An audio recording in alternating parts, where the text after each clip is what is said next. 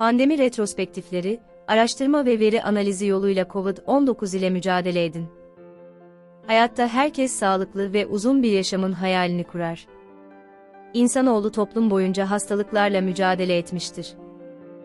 Verilere biraz dikkat ederseniz, COVID-19, ateş veya diğer hastalıklardan en etkili şekilde kurtulmaya yönelik ipuçlarının aynı zamanda daha sağlıklı, daha uzun bir yaşam sürmeye yönelik ipuçlarıyla da uyumlu olduğunu fark edeceksiniz. Demek istediğim, her zaman bağışıklık sistemiyle ilgili tıbbi sorunların üstesinden gelmek için mücadele ediyoruz.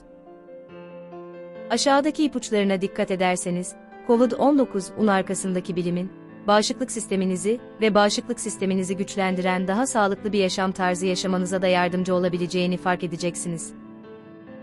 Tıbbi sorunlara karşı mücadele. En azından en genel anlamda. Ben bir tıp uzmanı değilim. Bu nedenle aşağıdaki herhangi bir şeyi uygulamadan önce birine danışın. Bunun yerine bir bilim ve teknoloji veri analisti. Bugün 26 Haziran itibarıyla COVID düşüncelerim ve araştırmalarım. Duygusal olarak rahatlayın, pozitif kalın, günlerinizin tadını çıkarın ve dövüşte başarılı olun.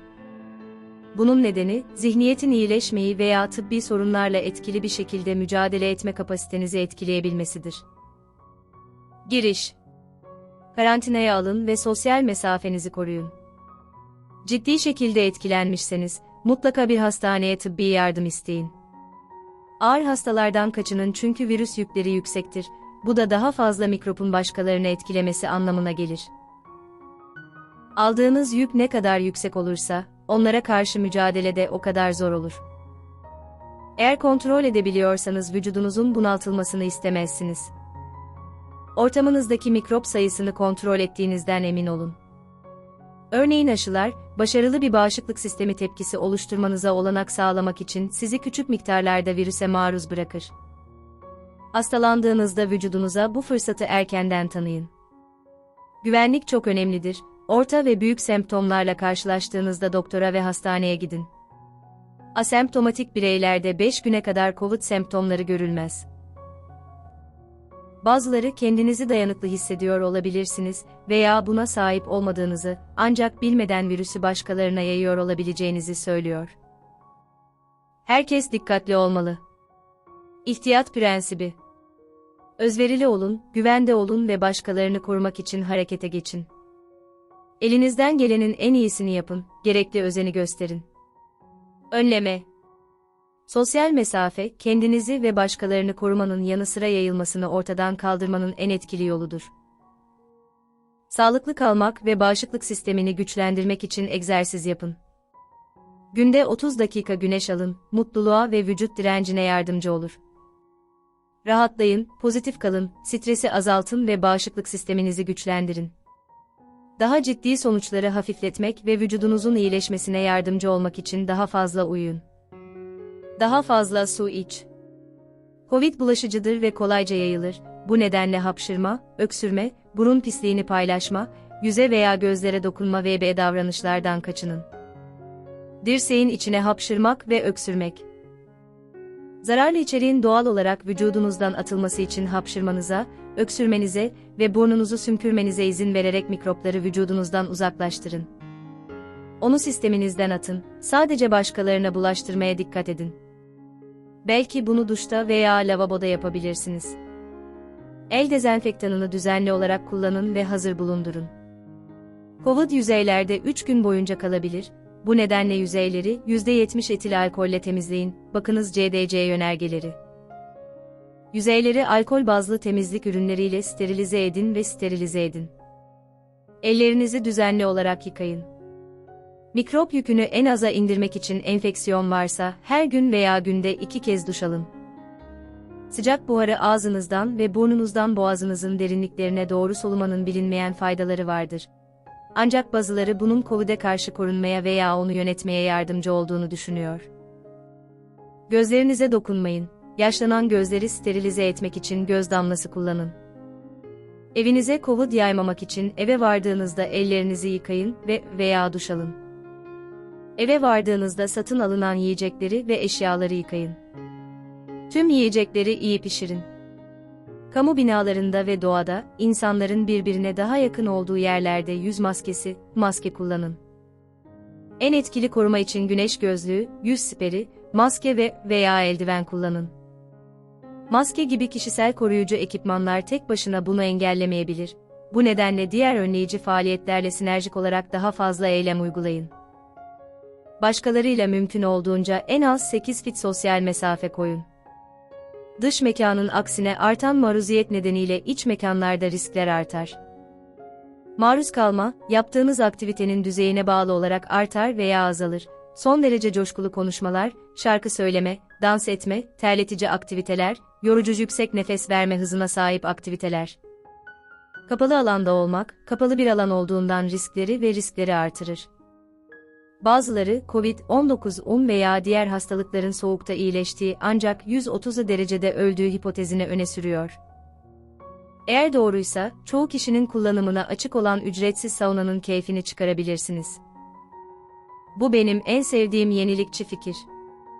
Aracınız yaz güneşinin altında pişsin. Güneşte 85 derecelik hava sıcaklıklarında veya biraz daha soğuk sıcaklıklara bakılmaksızın gende, bakımınız 20 ila 70 dakika içinde pencereler kapatıldığında 130 dereceyi aşacaktır. Google geçici çizelgelerine bakın. Sağlıklı, yararlı yiyecek veya içecekleri şunları içerecek şekilde tüketin. Boğazınızı rahatlatan bal, kahve, pişmemiş sızma zeytinyağı, biber, gerçek soğan veya tozu kıyılmış soğan, gerçek sarımsak veya sarımsak tozu, tavuk çorbası, nar ve diğer doğal kan sulandırıcı. Yaygın olarak görülen kan pıhtısına bağlı ölümleri önlemeye yönelik tarifler, ciddi sağlık sorunlarının riskini azaltabilir. C vitamini fazla değil, E vitamini, D vitamini fazla değil, içeren sağlıklı vitaminler tüketin. Aşağıdakileri içeren sağlıksız yiyecek veya içeceklerden kaçının. Soda, çünkü yüksek şeker seviyeleri yoluyla bağışıklık sisteminizi etkiler ve vücudunuzun pH'ını potansiyel olarak daha ideal COVID koşullarına doğru düşürür. Kan pıhtılaşması COVID semptomlarını daha ciddi hale getirebilir. Belirtiler: tüm semptomlarınızı bütünsel olarak değerlendirin. Birden fazla COVID semptomu yaşamak, gerçekten buna sahip olma olasılığınızı artırır. Semptomlar diğer COVID dışı sorunlarla ilişkilidir. Bu nedenle birden fazla belirtileriniz olup olmadığını değerlendirin. Yaygın belirtiler, ateş artışı, öksürük, nefes almada zorluk, boğazda kaşıntı, boğaz ağrısı, tat veya koku kaybı, gözlerde yaşarma, yorgunluk, baş dönmesi, baş ağrıları, üşüme, ishal, vücut ağrıları, göğüs ağrısı, zatürre, stokin fırtınası, iltihap akciğerlerde ve vücudun her yerinde ciddi şekilde ölümcül olabilir. Nöbetlere, felçlere, kalp krizlerine, kan pıhtılarına, kanlı ishale, kusmaya, karın ağrısına, astım ataklarına, beyin bulanıklığına, görme göz sorunlarına veya diğer sorunlara neden olabilir. Daha az yaygın belirtiler, kurdeşen ve döküntüler, ağrılı ayak lezyonları, bazı testler negatif olduğu için bağlantılı olup olmadığı bilinmiyor. Çoğunlukla akciğerleri etkiler ancak etkiler kalp, kan damarları, böbrekler, bağırsaklar ve beyin gibi diğer organlara da yayılır. İdrarda protein veya kan, ciddi bir sorun olan böbrek hasarının işaretidir, tıbbi yardım isteyin. Böbreklere kan akışı hayati öneme sahiptir ve tedaviler bunun oluşmasına neden olabilir. Olası tıbbi tedaviler: öksürük, soğuk algınlığı ve grip ilaçları ve kan sulandırıcı antiinflamatuar ilaçlar, asetaminofen, ibuprofen, Tylenol, Advil, aspirin gibi. Doz aşımı yapmayın, tıbbi yardım alın. Ölümlerin çoğunluğu genellikle akciğerler, kalp ve kan damarları ile ilişkilidir. Kalp krizi ve felç yoluyla tıkanmalar gibi.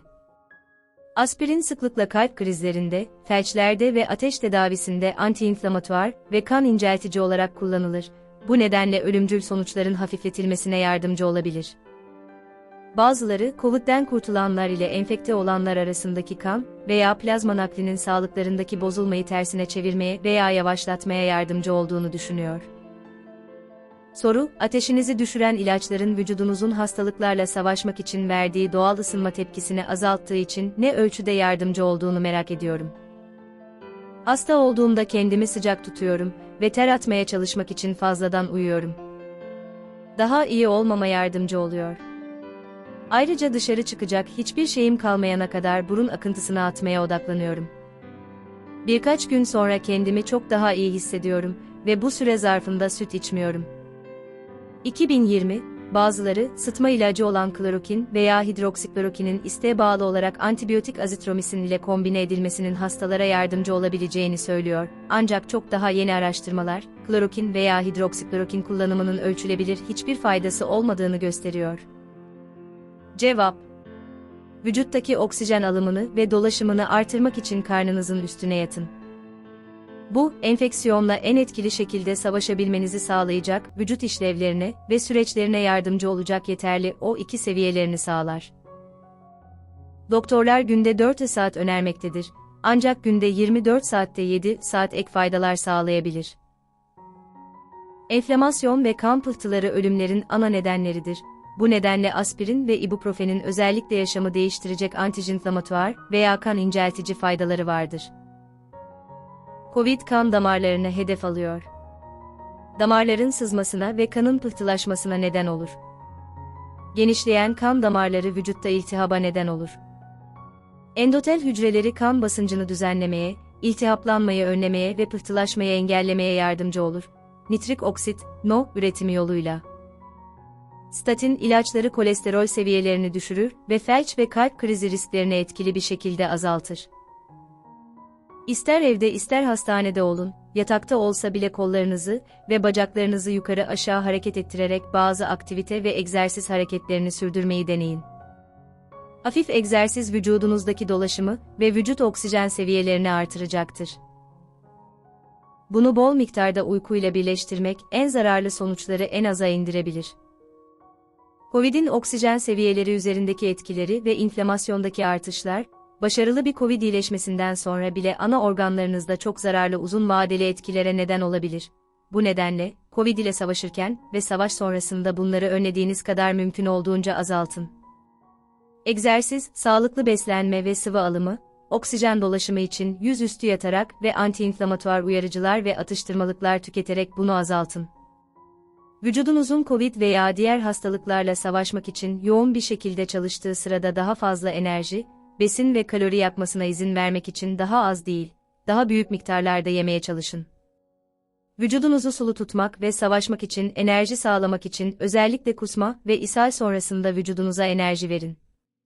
Hapşırma, burun akıntısı, kusma ve 2 numara, zararlı mikroplardan, virüslerden ve bakterilerden kurtulmanın doğal yollarıdır. Bunlar doğal vücut fonksiyonlarıdır, dolayısıyla vücudunuzun bu aktiviteleri daha az değil, daha fazla yapmasına izin verin. Sadece dikkatlice her şeyi başkalarına ifşa etmeyin. Farkındalık, dayanıklılık ve olumlu düşünme. Kaygı, stres, depresyon, korku ve diğer duygusal durumlar yardımcı olmaz. Bunun yerine vücudunuzdaki stres etkenlerini artırdığı için COVID veya diğer sağlık kusurlarına karşı mücadelenizin etkinliğini engeller. Maruz kalma risklerini ve tıbbi muayenehanelere gitme ihtiyacını en aza indirmek için arabalı test tesisleri mevcuttur. Test edin. Bilgilendirilmek. Ve evde test kitleri mevcut. Test edin. Bilgilendirilmek. Sosyal mesafe ve izolasyon, COVID'in yayılmasını kontrol etmek için hayati öneme sahiptir. Mesafe hayat kurtaran en etkili çözümdür. Pandemilere yönelik daha agresif karantina rejimlerine ve standartlarına büyük bir ihtiyaç var çünkü bunların dünya çapında etkili olduğu kanıtlandı. Hane başına en fazla 2 kişi alışveriş yapmalı ve bu ve diğer aktivitelerin sıklığı azaltılmalıdır. Çocuklarınızı market alışverişine götürmeyi bırakın. Katıldıklarında orada olmalarına veya her şeye dokunmalarına gerek yok. Kesinlikle önlenebilir. Güneş ışığı, virüsü gözeneksiz yüzeylerde etkili bir şekilde etkisiz hale getirerek birkaç dakika içinde virüste ölçülebilir derecede önemli azalmalar sağlayabilir. Bu nedenle plajlar ve doğa, zamanınızı diğerlerinden uzaklaşarak geçirmek için harika bir yer olabilir. Teknoloji tabanlı monitörler, hastaları evden daha iyi izlemek ve enfekte olanların evde karantina bakımı için fazla hasta olduklarını ve hastaneye kaldırılmaları gerektiğini belirlemek amacıyla nefes alma ve kalp atış hızlarını ölçmek için kullanılabilir. Tıp endüstrisinde robot teknolojisinin kullanımı artıyor. COVID sektörde devrim yaratabilir ve robot teknolojisi, Çin'de pandemik olarak aktif olarak araştırılan robot teknolojisi sayesinde birçok hayat kurtarabilir. Washington'dan Kaliforniya'ya kadar Covid karşısında robotik kullanan yeni kahve yapma dükkanları var. UV ışığı yani PXUV, Covid'in uzaklaştırılması için manuel emek ve maruziyet gerektirmediği için Covid'e karşı sterilizasyon için ideal olabilir. İyileştirilmiş hava sirkülasyonu veya sanitasyon sistemlerine sahip hastaneler, yapılar ve evler, vantilatörlerin stratejik kullanımı, Covid'in yayılmasını azaltabilir ve Covid'in iyileşmesini hızlandırabilir.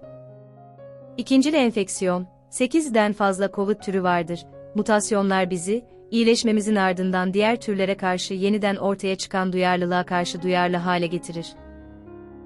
Diriliş, bazı insanlar 6 haftaya kadar süren hastalık ve iyileşme döngüleri yaşarlar. Covid, ömür boyu sizinle kalabilecek uzun vadeli sağlık etkilerine yol açıyor gibi görünüyor. Bu yüzden bunu ciddiye alın ve bu insanlardan biri olmamak için elinizden geleni yapın ve bu durumu ağır veya daha uzun süre yaşamayın. Bazıları 8 ila 13 hafta boyunca Covid geçiriyor. Uzun vadede istemezsin. Covid'i olabildiğince hızlı bir şekilde aşmak için gayretli çaba gösterin. Test türleri, nükleik asit, serolojik, antijen ve yardımcı testler vb. İstatistikler. Hafif vakalarda iyileşme süresi yaklaşık 2 hafta. Ağır vakalarda iyileşme süresi yaklaşık 6 hafta. Ağır vakalarda ölümler çoğunlukla 2 ila 8 hafta arasında meydana gelir. Bu yüzden mücadeleyi uzatın, vücuda savaşması için daha fazla zaman verin ama aynı zamanda onunla bir an önce mücadele edin diyorum. Söylemesi yapmaktan daha kolay tabii. Diyabet ve tansiyon sorunlarına yatkın olanlar için riskler artar. Kansere ve Covid'e sahip olmak sizi şiddetli göğüs basıncı ve daha ciddi sonuçlar açısından yüksek risk altında tutar. Amerika Birleşik Devletleri'nde enfekte olanların çoğunluğu Afrikalı Amerikalıları, yerli Amerikalıları ve Hispanikleri içermektedir. Bunun nedeni potansiyel olarak farkındalık ve bilgi eksikliğidir. Herhangi bir yatkınlığa bağlı değildir.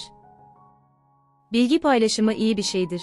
Elektronik iletişim, mümkün olan en iyi Covid sonuçlarını bulmamıza yardımcı olmak açısından hayati önem taşıyabilir.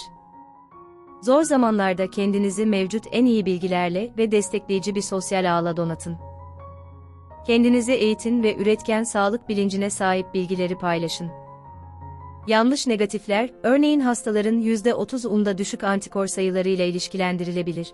Bu nedenle belirtileriniz olduğunda, Covid olduğunuza inandığınızda ve Covid testiniz negatif çıktığında Covid testlerini tekrarlayın.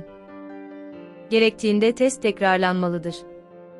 Vücudunuzdaki diğer koronavirüs türlerine karşı verilen mücadelelerden elde edilen T hücreleri, yani 2015 ila 2018 arasındaki türler virüsü hedef alıyor ve virüse karşı gelecekte yapacağınız mücadelelerde size yardımcı olabilir.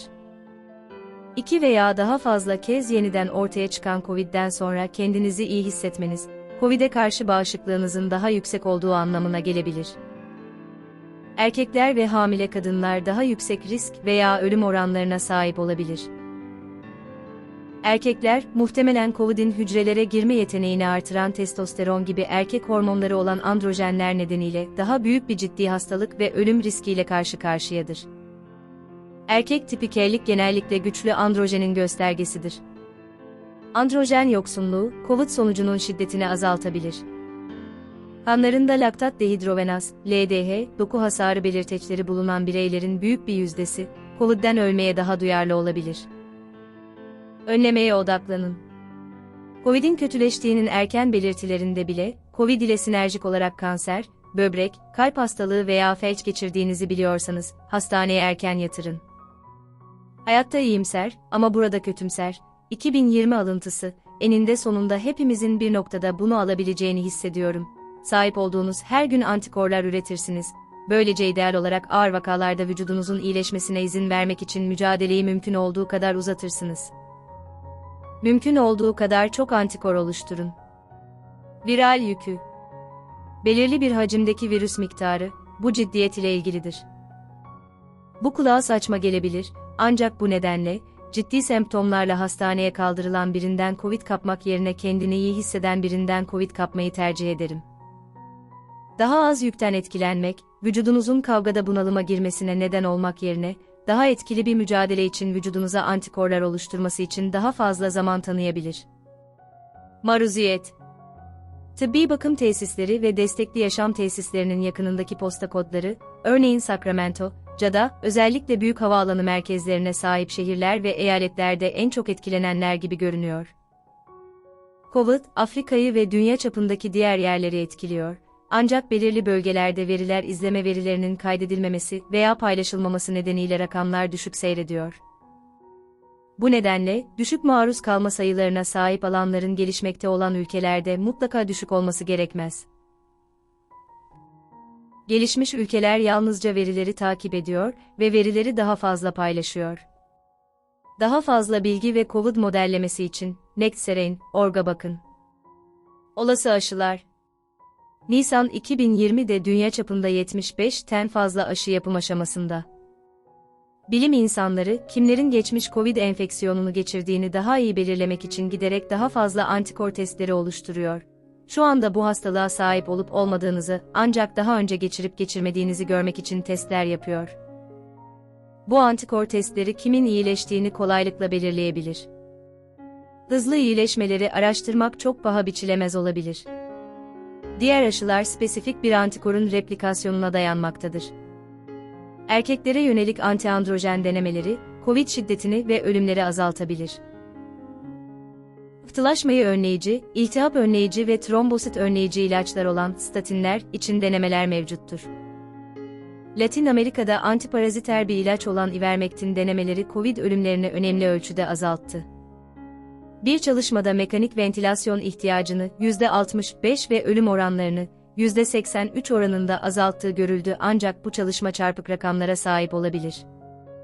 İspanya ve Güney Amerika'da bunu test etti. Nisan 2020, inek testleri, ineklerin Covid ile birçok açıdan mücadele etmek için çeşitli, daha etkili antikorlar oluşturduklarını gösteriyor. Ayrıca genişlemiş veya daha uzun kan yolları nedeniyle antikorları daha hızlı oluştururlar. Bununla ilgili uygulanabilir aşıların görülmesi için testler oluşturulabilir. Etkili denemeler değildir. Sıtma ilaçları olan klorokin veya hidroksiklorokin tüketimi, bilinen, nadir düzensiz kalp ritimlerine ve ölümlere yol açarken, Covid ile mücadelede etkinliği kesin olarak bilinmiyor.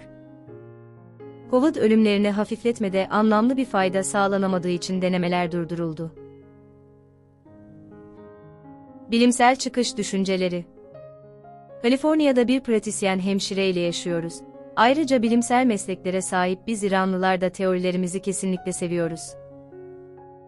Covid tartışmalarımızdan gerçekten keyif aldı ve doğrudan hastaneden bilgiler sunması yukarıdaki araştırmaya da yansıdı. Belirsizlik zamanlarında farklı görüşlerin, düşüncelerin, bilimsel verilerin ve tıbbi görüşlerin paylaşılmasını dışlamanın zamanı değil.